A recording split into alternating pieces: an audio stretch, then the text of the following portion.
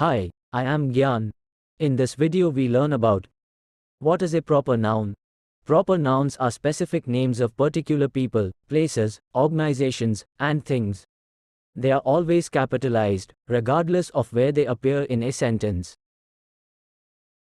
Examples of proper nouns: people's names, John, Mary, Michael, Jennifer, etc. Place names, New York, Paris, London, etc. Organization names, Google, Apple, Microsoft, etc. Titles of books, songs, movies, etc.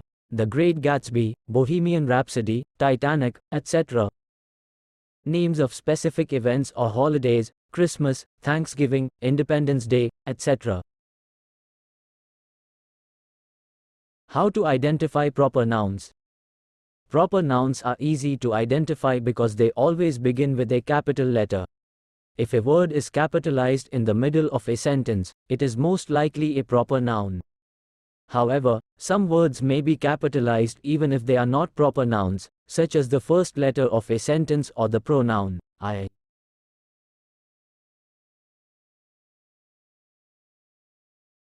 Examples of proper nouns: I love visiting Paris during the summer. Google is a popular search engine. My favorite book is The Lord of the Rings. My birthday is on July 4th.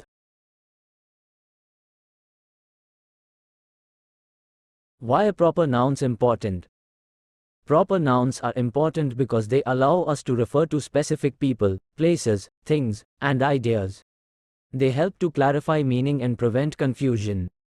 Using proper nouns also shows respect for the individual or entity being referred to. Here are some important tips to keep in mind when using proper nouns. 1. Always capitalize proper nouns. This includes the first letter of each word in the name, such as New York City. 2. When using acronyms, capitalize the first letter of each word in the acronym, such as NASA. 3. Be sure to spell proper nouns correctly. Some names can be difficult to spell, so it's always a good idea to double-check. 4. Use proper nouns to avoid confusion. If you're referring to a specific person, place, or thing, use the proper name to make it clear what you're talking about. 5. Use proper nouns to show respect. When referring to individuals or organizations, it's important to use their proper name as a sign of respect.